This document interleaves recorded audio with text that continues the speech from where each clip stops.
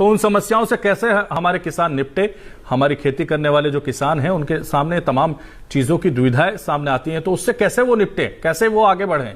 हाँ जी, इसके लिए मैं आपको बताना चाहूंगा कि हमारा संस्थान है राष्ट्रीय समेकित नासीजीव अनुसंधान संस्थान है, जो नई दिल्ली के अंदर है, और ये 1988 में स्टार्ट हुआ था आईसीआर के अंडर में, और ये समेकित नासीजीव प्रबंधन पे काम करता है। और क्योंकि किसान लास्ट जो 10 से 15 साल में है, गन्ने के अंदर दवाइयां सबसे ज्यादा यूज करते हैं, जैसे जो कोराजोन है एक बहुत फेमस है, और अभी फार्मर्स के ये प्रॉब्लम आ रही है कि उससे रेजिस्टेंस भी पैदा हो गया है, उसके अंदर रेगुलर छिड़क रहे हैं बट कीड़े के अंदर कोई इफेक्ट नहीं आ रहा है।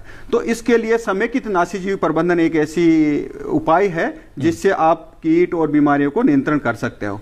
अगर इसके अंदर हम आते हैं तो सबसे पहले हम बताते हैं कि आपको जब भी गन्ना लगाना, आपको सेट लेना है, वो डिजीज फ्री लेना है, उसका सिलेक्शन अच्छा करें, तो वहां पे आपका 50% आपका कंट्रोल हो जाएगा। जो रेड रोट और जो फंगल और जो सीड के थ्रू और जो सेट के थ्रू बीमारियां आती है, उसका नियंत्रण हो जाता है। उसके बाद में हम बताते हैं कि आपको सीड को ट्रीटमेंट करना है, आपका जो सेट है उसको ट्रीटमेंट किया जाए। तो उसके अंदर जैसे हम ट्राइकोडर्मा बताते हैं, ट्राइकोडर्मा हार्जेनियम है, 2-3 स्पेसीज और भी आती है, और उसके थ्रू अगर आप ट्रीटमेंट करके आप सोइंग करोगे तो आपके अंदर जो जमीन वाली जो बीमारियां हैं वो कम से कम आएगी।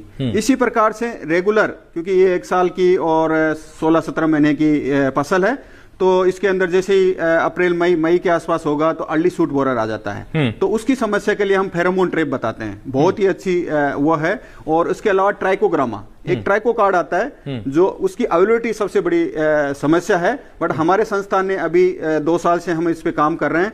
और फार्मर्स को, क्योंकि हमने एक मॉडल गांव भी हमने गन्ना का डेवलप किया है, जो मेरठ के पास में मंडोरा गांव है, और उसके अंदर पूरे गांव को हमने इसके लिए आईपीएम के लिए लिया है, और उनको हम रेगुलर जा करके हमारे संस्थान में डेवलप करके उनको दिया जा रहा है। उस पर भी चर्चा जारी रखें।